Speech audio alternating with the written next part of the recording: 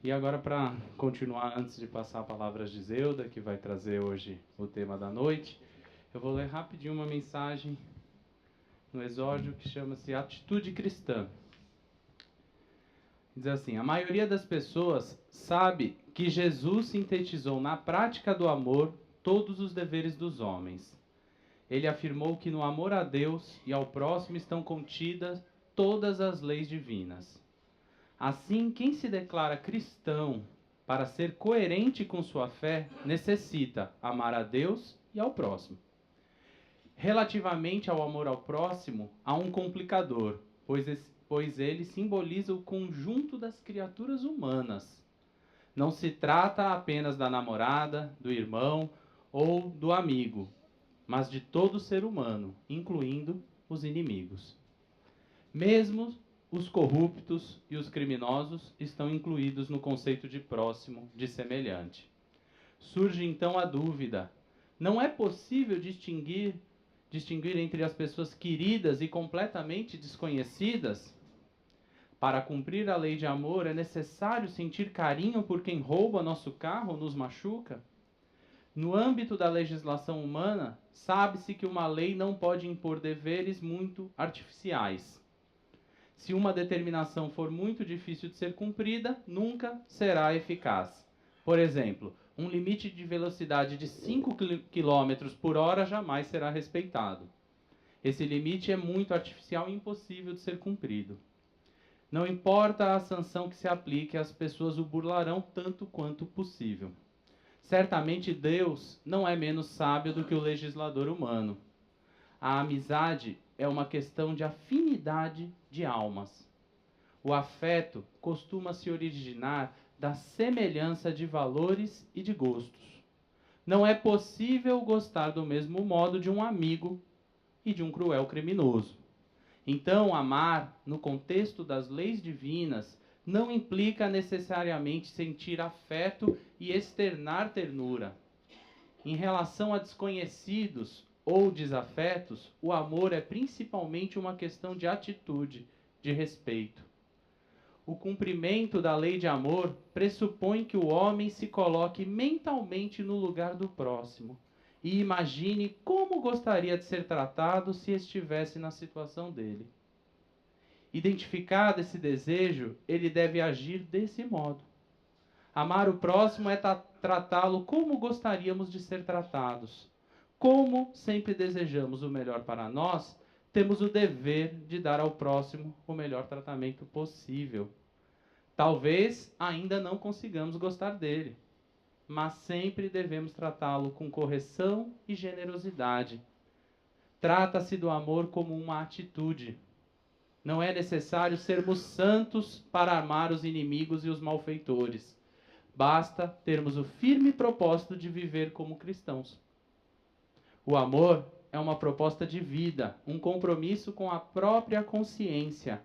No fundo, é algo simples e com profundo potencial transformador da sociedade.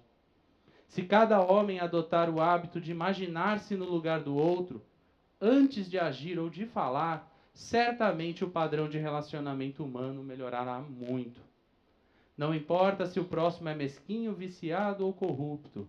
Não se trata de gostar ou não, mas de agir corretamente. Isso não implica um viver irreal, no qual não se tome cuidado com os indivíduos perigosos. É preciso sermos mansos como as pombas e prudentes como as serpentes, conforme o dizer de Jesus. É necessário percebermos o mal onde ele existe para viabilizarmos a defesa. Mas não valorizarmos o mal na pessoa do próximo e nem desprezá-lo por suas falhas. Ajudá-lo a recuperar-se, sempre tendo em mente o nosso próprio desejo de auxílio, caso o corrupto ou o viciado fôssemos nós. Pensemos nisso.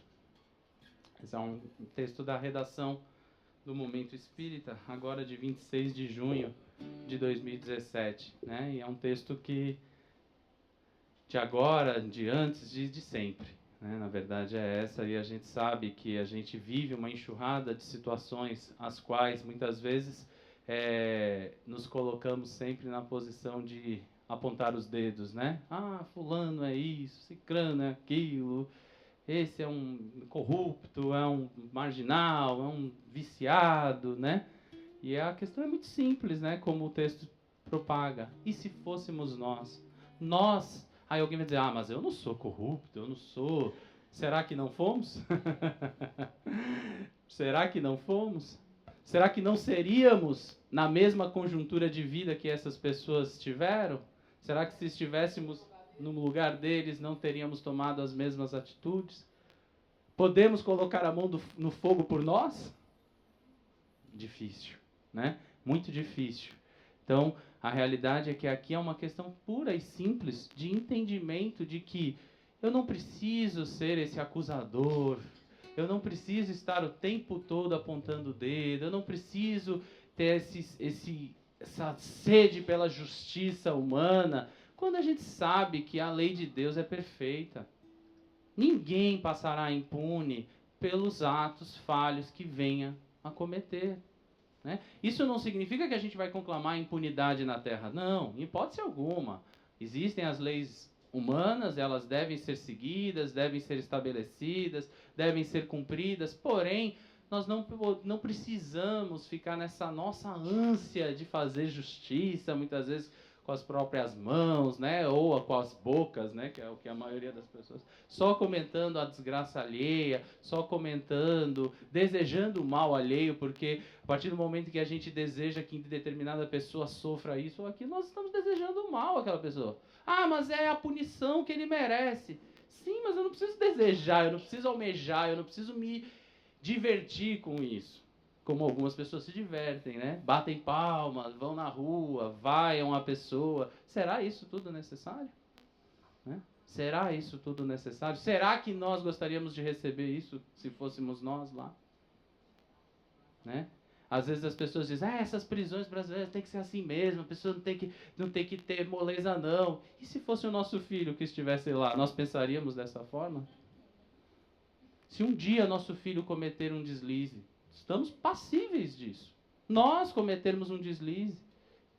Será que nós gostaríamos de ser abrigados nas prisões como elas são? Será que nós teríamos a mesma opinião sobre ela? Ou será que tudo mudaria de figura? E nós passaríamos a dizer, direitos humanos já, precisamos melhorar as prisões. Né? A gente tem que ter em mente essa simples situação como o texto coloca. Amar ao próximo é simplesmente se colocar no lugar e imaginar como nós gostaríamos de ser tratados quando, porventura, nós falhássemos. Porque quando a gente fala de tudo isso, nós estamos falando de uma falha, acima de tudo, a qual certamente nós já cometemos no passado, se não a mesma, outras, talvez até mais sérias, mais graves. Não nos enganemos, nós não estamos nesse mundo agora porque nós éramos bonzinhos nas vidas anteriores. Não tapemos o sol com a peneira. Não é para isso que nós viemos para cá. Talvez hoje nós possamos ter uma atitude bastante reta, bastante digna, bastante correta, mas certamente isso foi aprendido a duras penas, há muitas e muitas vidas nas quais provavelmente cometemos também as nossas falhas, cometemos também os nossos equívocos. Também fomos, em algum momento, os criminosos aos quais eram apontadas as mãos em praça pública e que eram enxotados e que eram julgados e que eram condenados de forma muitas vezes terríveis, né? E que nós, como um planeta em evolução, temos que evoluir nesse sentido, né, gente? Tem que entender que, por pior que seja, né, é como o texto disse, não é para a gente gostar do criminoso, não vou ter afeto pelo criminoso, meu irmãozinho querido, eu quero você aqui em casa. Não é isso. É simplesmente não desejar o mal a ele. Simples assim. Desejar, né, não julgá-lo. Orar por ele, se for possível. Se for possível, eu coloco, né? Porque talvez naquele momento nós não tenhamos essa imparcialidade para chegar ao ponto de fazer uma oração sincera. Até porque de oração, né, para inglês ver, está cheia no mundo, né? A gente tem que ter uma oração sincera. Se nós tivermos essa capacidade, melhor ainda. Oremos por eles. Se não, pelo menos, não desejemos o mal. Simples assim.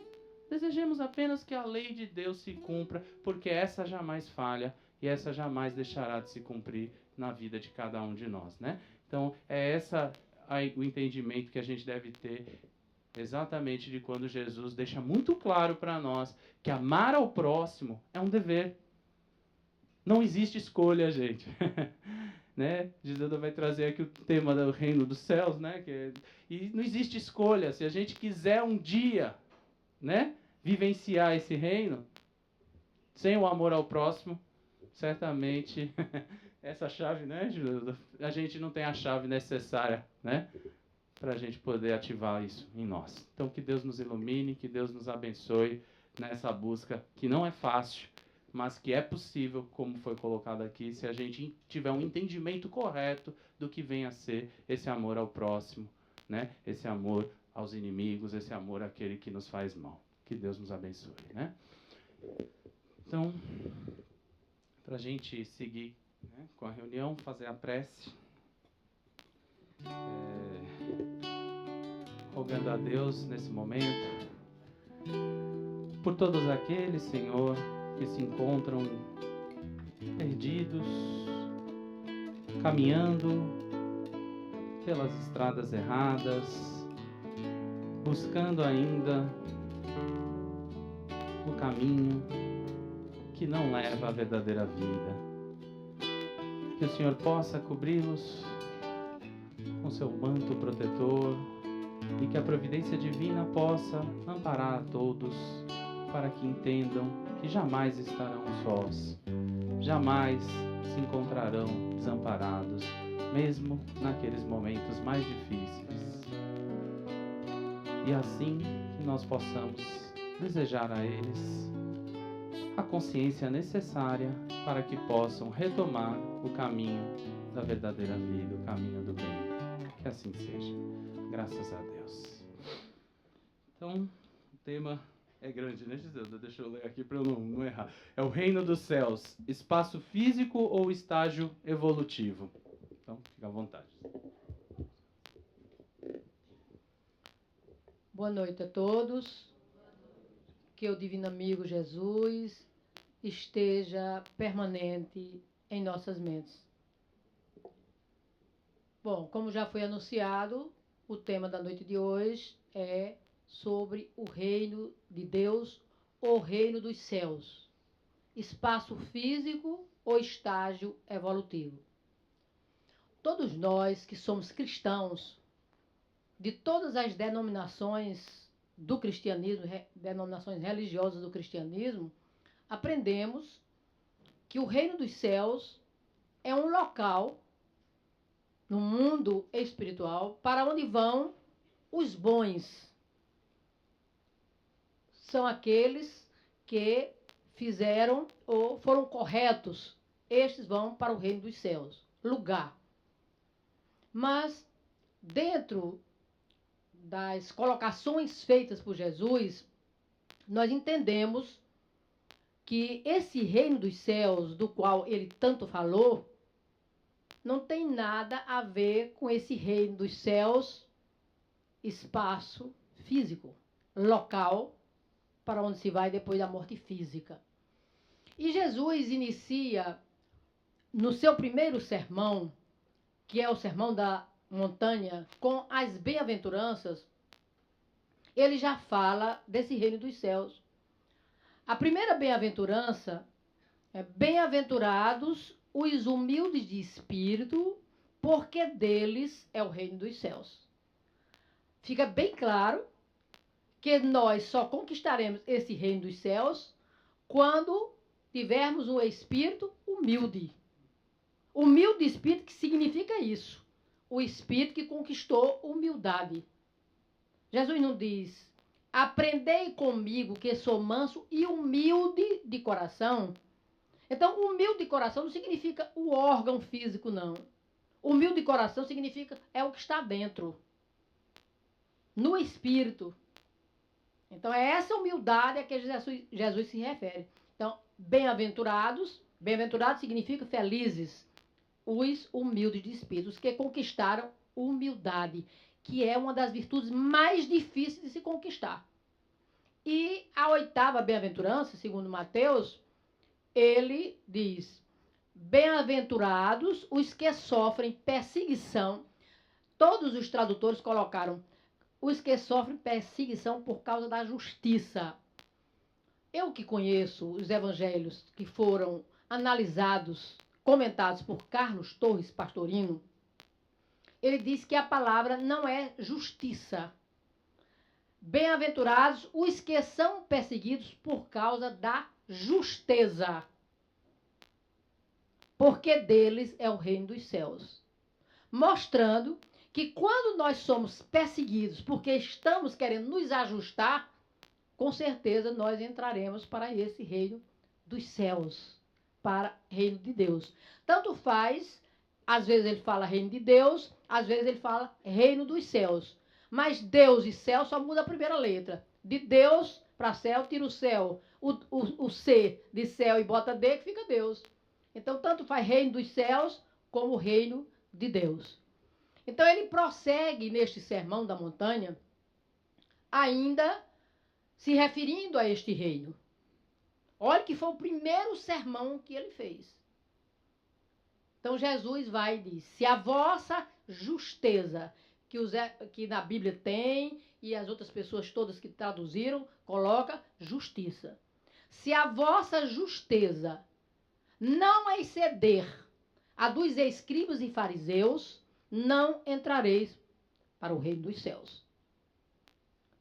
Como era que viviam os escribas e fariseus? Pelos relatos, nós sabemos que eles foram considerados por Jesus hipócritas, sepulcros caiados, raça de víboras, pessoas que não estavam ajustados espiritualmente. Embora fossem eles os orientadores espirituais daquele povo, naquela época, eles ainda não estavam ajustados no sentido de entrar para este reino dos céus. E, em seguida, Jesus diz assim, falando para as pessoas que estavam encarnadas aqui na terra, procura primeiro o reino de Deus e tudo mais será dado por acréscimo. Se ele diz para as pessoas que ele estava falando, procura primeiro o reino de Deus, isso fica claríssimo que esse reino não está para depois da morte. Não é um reino que nós conquistaremos depois da morte física. Porque ele estava falando para os que estavam encarnados. Procura primeiro o reino de Deus e tudo mais será dado por acréscimo. Qual seria essa procura, essa busca do reino de Deus? A nossa espiritualização. O bem viver. A conquista das virtudes, dos valores superiores da alma. Isso representa essa busca do reino de Deus. Porque quando nós conquistamos esses valores, aí as coisas do mundo, que nós tanto gostamos, que nós tanto desejamos, vêm por acréscimo de misericórdia. Era isso que nós deveríamos fazer. Aí nós fazemos justamente o contrário. Lutamos para ter. Todo mundo trabalha excessivamente pelas conquistas do mundo. Aí o reino dos céus, ou o reino de Deus que representa a espiritualização, deixa para depois.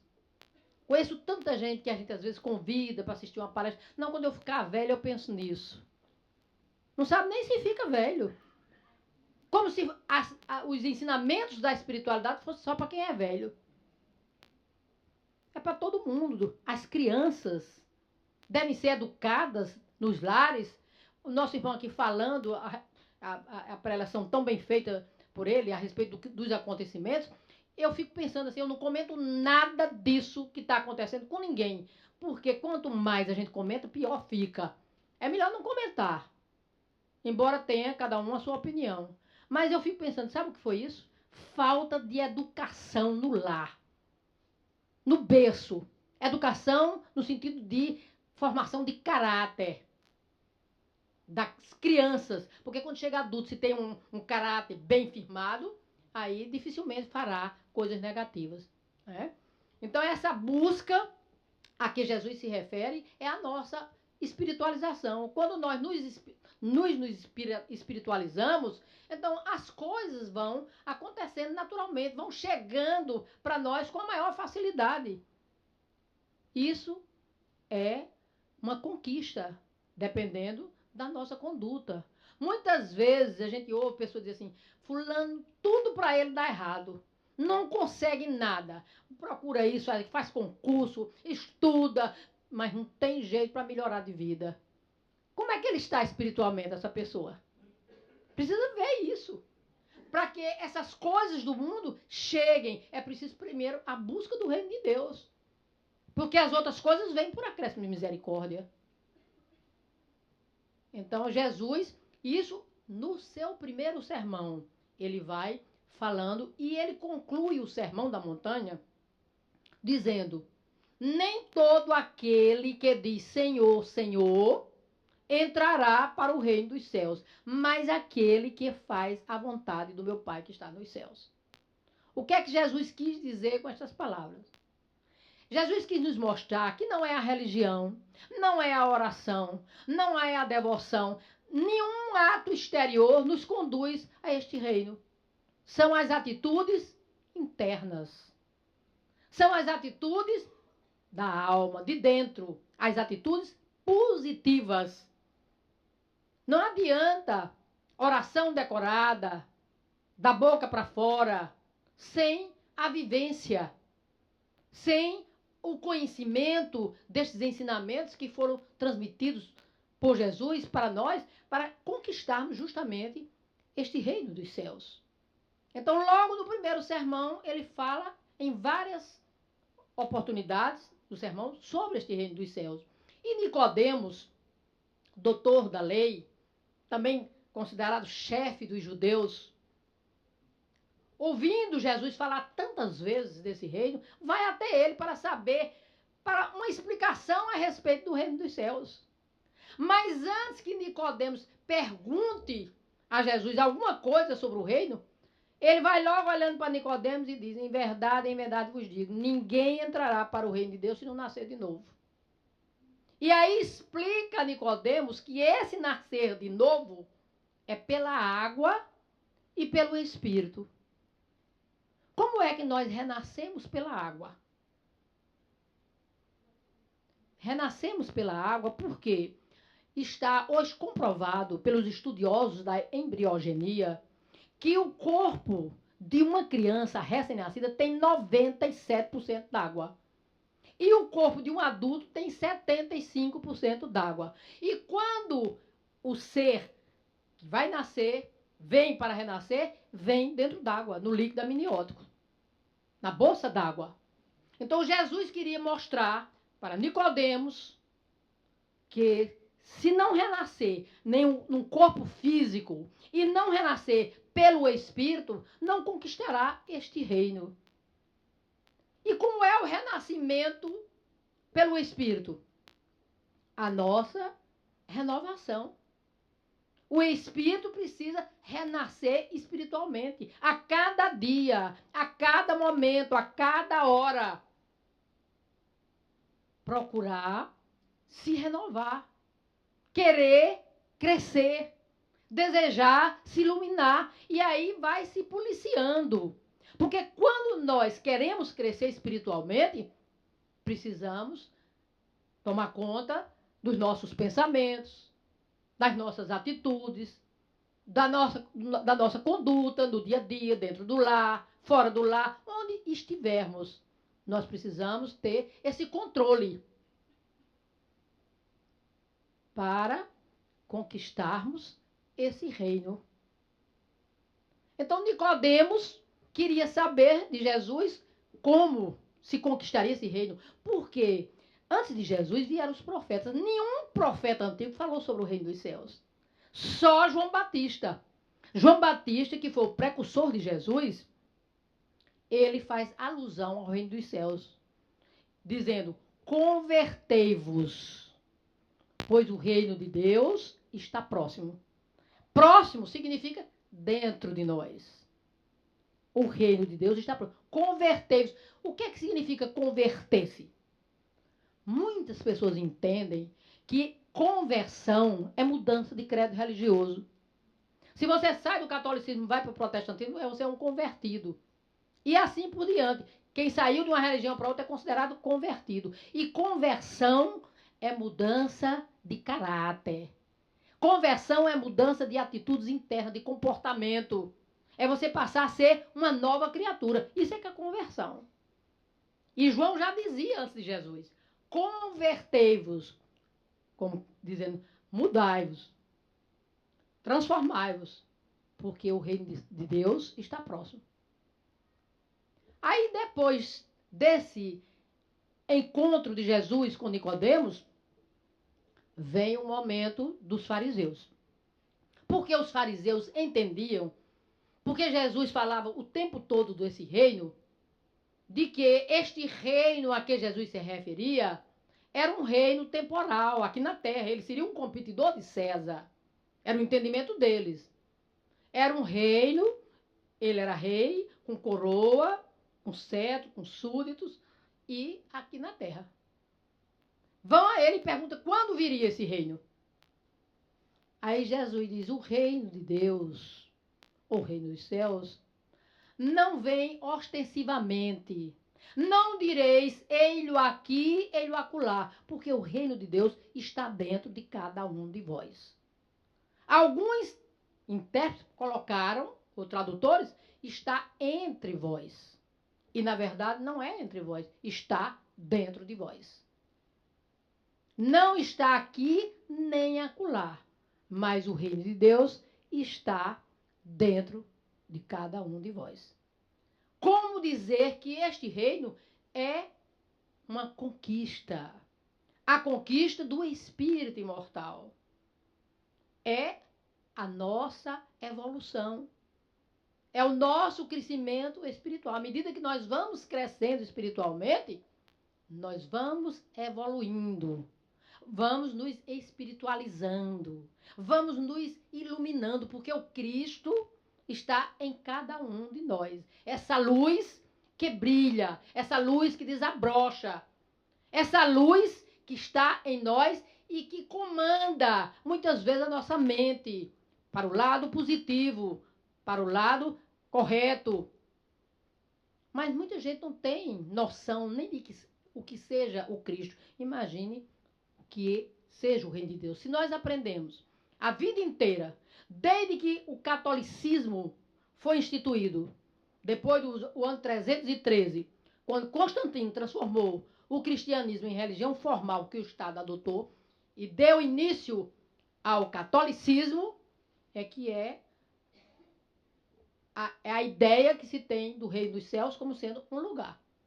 Porque, infelizmente, eles não entenderam a resposta de Jesus. Que não está aqui nem acolá, em parte nenhuma externa, mas dentro de cada um de vós. A doutrina da obtenção do reino de Deus era muito profunda para a época, para ser explicada aquela época. E Jesus não poderia deixar de transmitir esses ensinamentos. Ele teria que falar sobre o reino de Deus. Aí o que fez Jesus? Resolveu falar para homens ou seres humanos materiais com coisas materiais. Porque para seres humanos materiais, os assuntos devem ser materiais. Aí ele inicia as parábolas sobre o reino dos céus. E vai fazendo comparações com coisas que os homens conheciam e desejavam conquistar. E pelas comparações feitas, nós logo percebemos que o reino não é um lugar para onde nós iremos.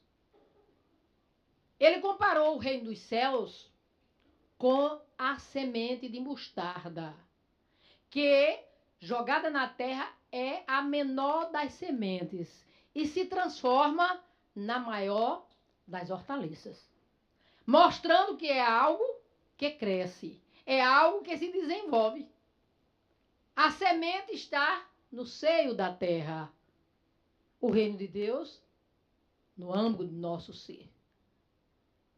O reino dos céus é semelhante ao fermento que uma mulher coloca na massa. Qual é a função do fermento? Fazer crescer. ampliar. É justamente o que Jesus queria passar para nós. Que este reino vai se desenvolvendo, este reino vai crescendo. Assim como uma dona de casa que coloca o fermento na massa de um bolo. Para que aquele bolo cresça, se desenvolva. Veja como Jesus tinha sabedoria. As comparações, a gente vai olhando, dizendo, meu Deus do céu, como é que ele se lembrou disso, do fermento?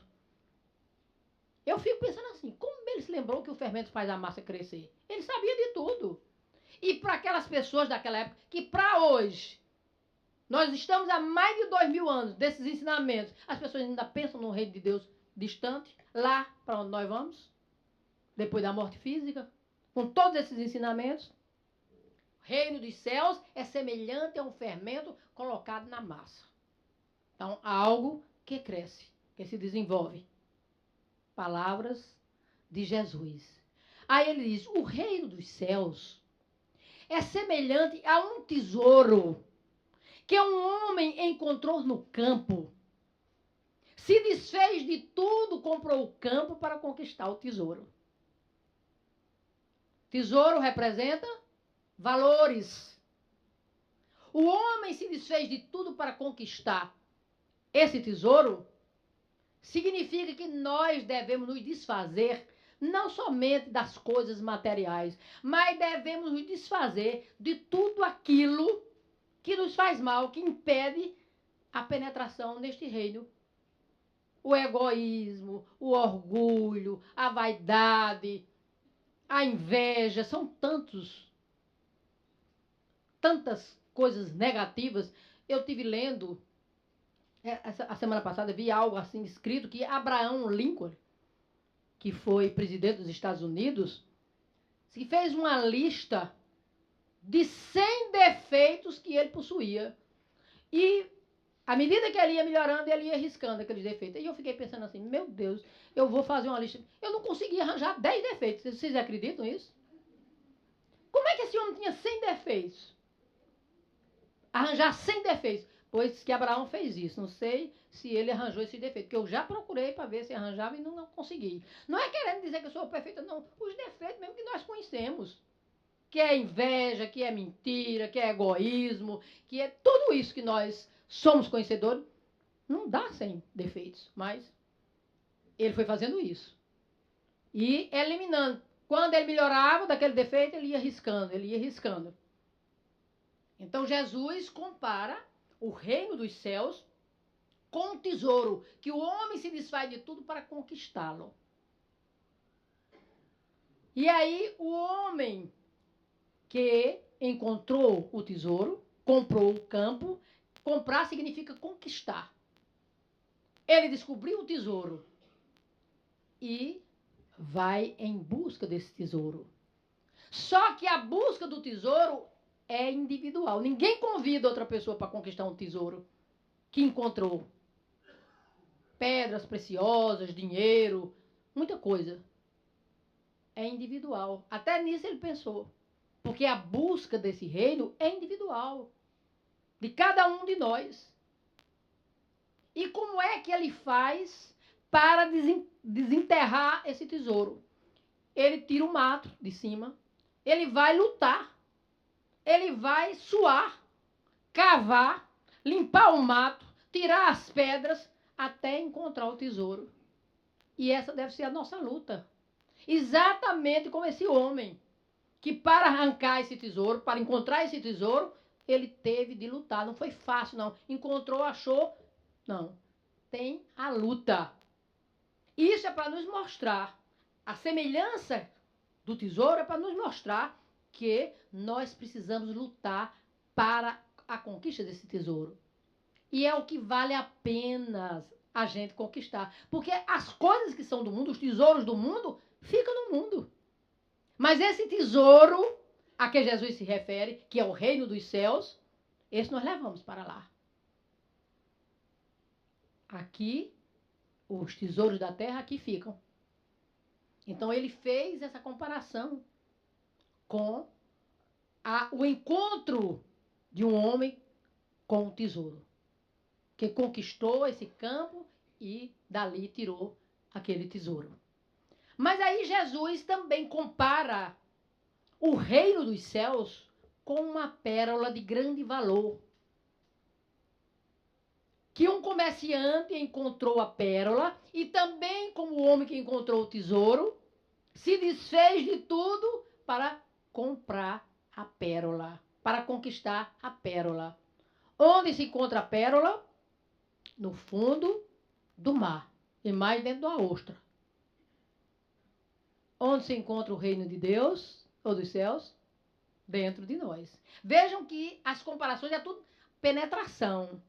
O tesouro é penetração, a pérola para encontrar é penetração. Ele mostra para nós isso, que é algo que está dentro, que é interno, não é algo que está fora.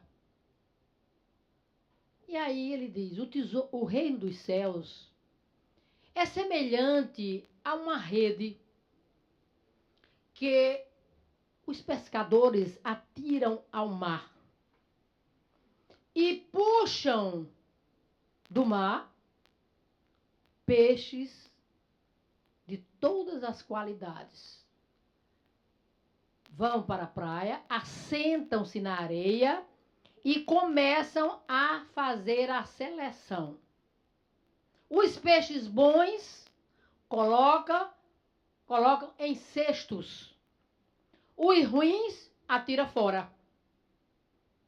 O que é que Jesus quis nos ensinar?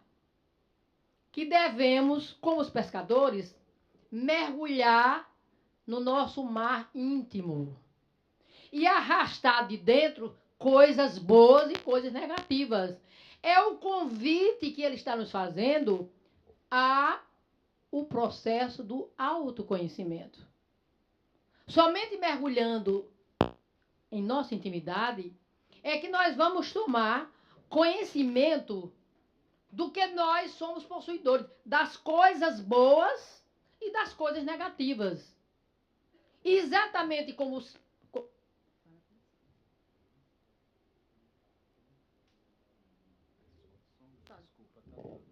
Só interrompendo um minuto aqui, porque tem um carro, Idea, Fiat, né? Idea, placa 5098, é, Júnior, isso? Que tá trancando outro carro e a pessoa quer sair. É de alguém? Um Fiat Idea? Não? É? Se for, por gentileza, remova o carro, tá bom? Obrigado.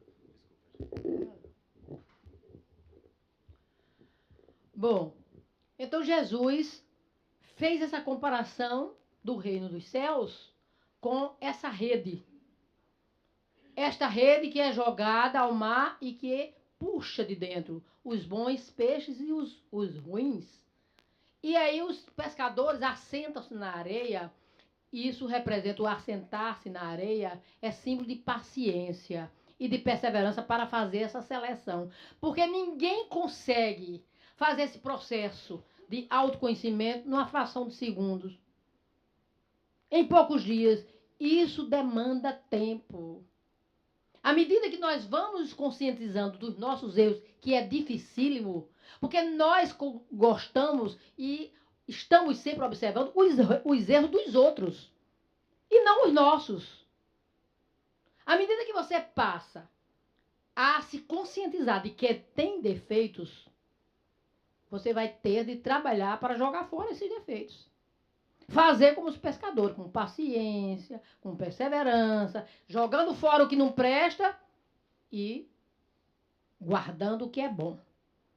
As coisas boas, o que nós conquistamos de positivo, vamos guardando, vamos interiorizando. E assim conseguiremos sair do reino hominal para o reino divino ou reino celestial. Depois desse autoconhecimento, sabendo os defeitos, o que precisa mudar e trabalhar e lutar pela eliminação daquilo que não presta, aí nós já estamos caminhando, já estamos pensando nessa saída do reino hominal para o reino de Deus, o reino celestial, que está dentro de cada um de nós.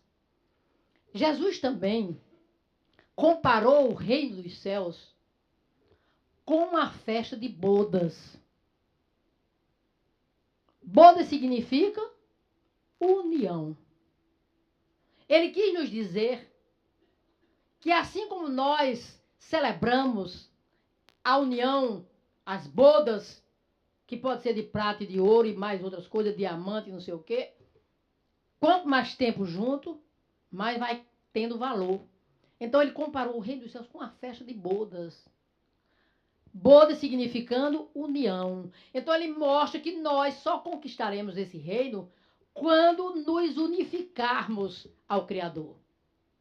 E essa unificação se dá pelo nosso crescimento espiritual. Ele vai fazer uma sequência. Depois desse autoconhecimento, de você jogar fora o que não presta, de você guardar o que é bom, aí ele vai comparar com o reino dos céus com a festa de bodas. Numa festa existe o quê? Alegria.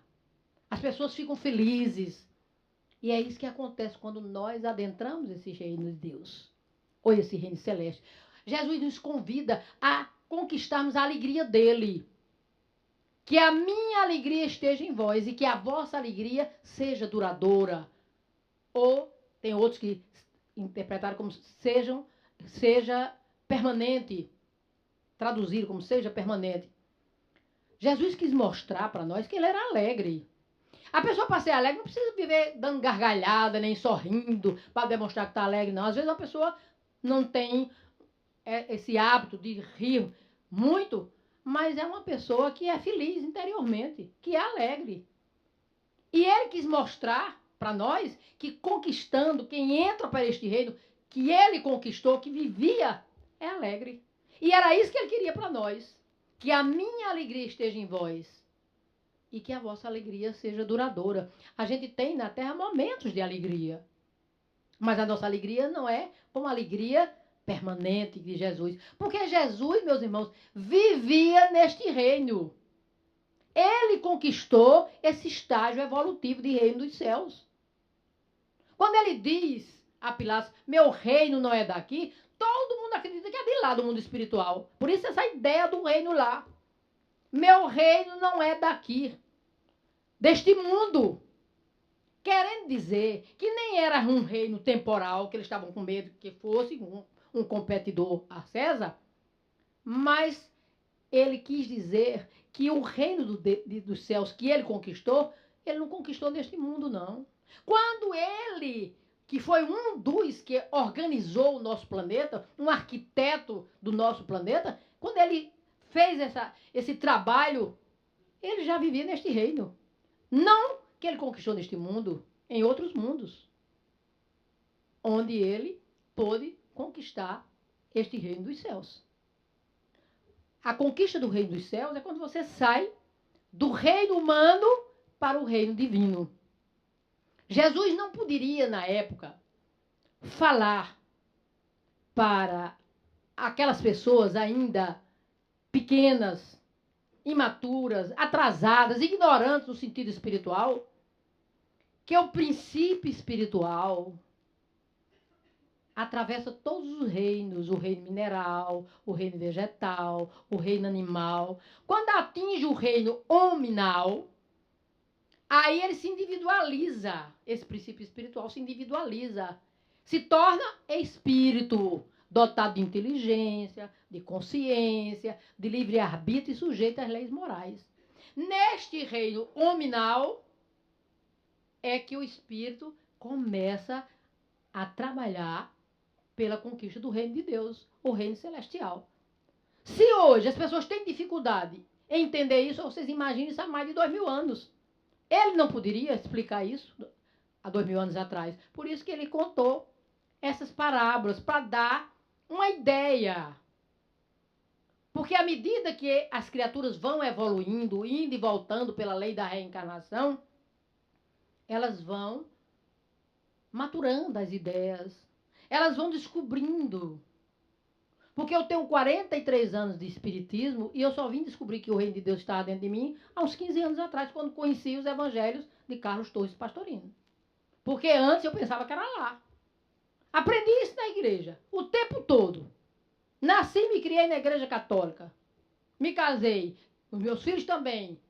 Criados, batizados, primeira comunhão, tudo na igreja católica. E aprendendo que o reino é lá.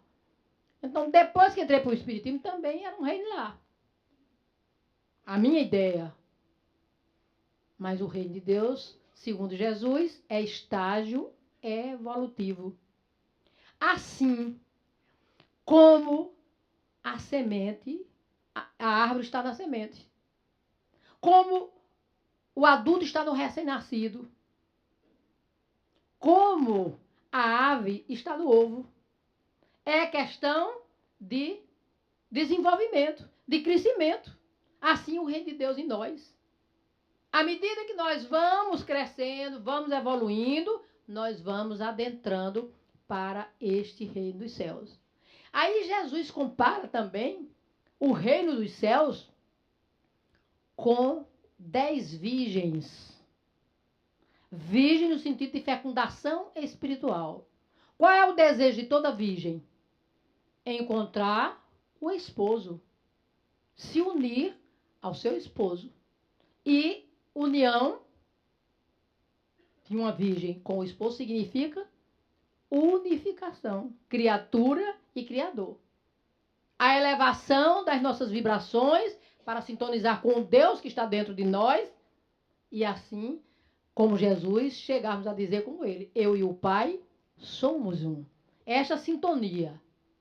Nós já falamos aqui anteriormente, nós nunca chegaremos a ser Deus, o absoluto, mas sintonizaremos com ele. E aí, como Jesus, poderemos dizer, eu e o Pai somos um. E aí Jesus vai falando a respeito desse reino dos céus. Quando ele tem a oportunidade, ele transmite a lição no momento certo, às pessoas certas, na hora certa. Quando lhe trouxeram as criancinhas para que ele lhes impusesse as mãos, os apóstolos afastavam as crianças, não queriam que as crianças fossem por eles ajudadas, assistidas, e ele disse para os apóstolos, deixai que venham minhas criancinhas, porque o reino dos céus é para aqueles que se lhes assemelham.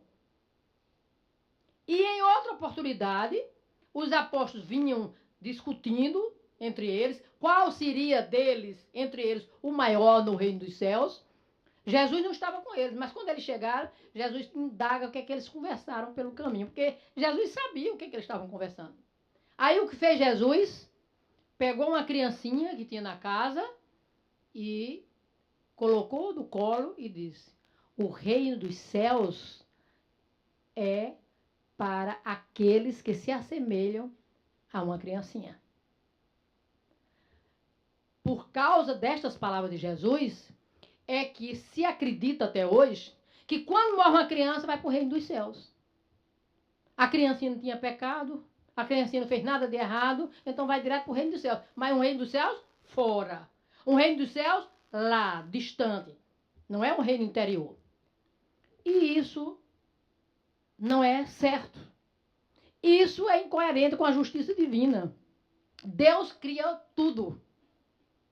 O espírito que está no corpo de uma criança, muitas vezes é um espírito milenar, endividado com as leis divinas. Quando uma criança desencarna, novinha, muitas vezes é um espírito que voltou para o mundo espiritual antes do tempo. 3 anos, 4 anos antes do tempo, porque geralmente nós não reencarnamos ou não retornamos na hora certa. Não cumprimos com a etapa que foi prevista. Você vai viver na Terra 70, 80 anos. Aí, pelos excessos praticados, nós diminuímos. Então, o espírito vem complementar no cárcere carnal, porque o corpo para o espírito é um cárcere, é uma prisão. Vem passar aquele tempinho na prisão, aí complementa o tempo que faltava. Pode ser isso.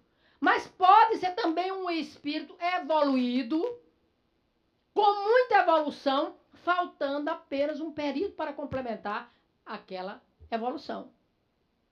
Mas um espírito que desencarna como criança é um espírito como outro qualquer, sabendo que tem à sua disposição várias existências para que ele conquiste este reino dos céus.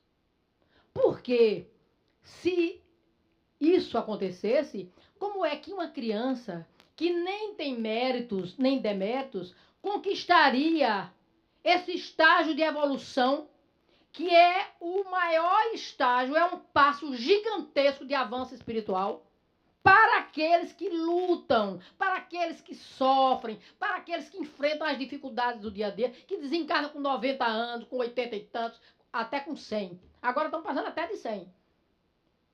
A gente só sabe o que é sofrimento quando chega nessa idade, a partir de 90, como sofrem essas pessoas. Então, estão ali purificando o espírito. Porque quanto mais tempo a gente passa na Terra, mais a gente aprende. Mais a gente paga os débitos contraídos. E aí nós vamos desenvolvendo as nossas aptidões para um dia conquistarmos o reino dos céus. Então, a criança não tem mérito nem demérito, então não pode conquistar esse reino. Porque senão Deus não seria justo. Os espíritos todos são criados por ele, ele cria espíritos para passar pouco tempo na Terra, sem nenhum problema, sem nenhuma dificuldade, quando desencarna melhor para esse estágio máximo de evolução. Não tem sentido. Então, o reino dos céus é conquista do espírito imortal. É conquista evolutiva. E todos nós vamos chegar lá. Todos nós, sem exceção, vamos sair do reino humano ou nominal para o reino de Deus, para esse reino celestial. O importante é a gente já ter esse conhecimento. É a gente saber que não é lá. Agora, quem conquista este reino dentro de si, mesmo que não esteja totalmente já no reino divino ou celeste, com certeza, no mundo espiritual, habitará mundos elevados, mundos iluminados, onde estão os espíritos iluminados. Então, essa é a nossa luta aqui na Terra. Essa construção de dentro. Esse estágio supremo de evolução. Sairmos do reino nominal para o reino celestial, o reino de Deus. Mas nós adoramos o reino nominal. Nós adoramos as personalidades humanas. Nós gostamos dos defeitos, acalentamos os defeitos. Nós até elogiamos as pessoas que são briguentas, valentes, que reagem. Aquele que não briga, aquele que não reage, aquele que é manso é fraco, é covarde. Disseram isso com Jesus. Foi taxado de covarde, de mole, de louco, de manso demais. Nós tivemos aqui no Brasil o exemplo do nosso querido Chico Xavier, que era manso por excelência, pessoa tranquila, por mais que quisessem humilhá-lo, agredi-lo, ele estava sempre tranquilo, sem nenhuma reação. Vamos ver como nós estamos reagindo àquilo que nós recebemos. Como nos sentimos. Porque às vezes a gente pensa que está ótimo, mas se a pessoa pisar no calo, aí você de imediato já reage.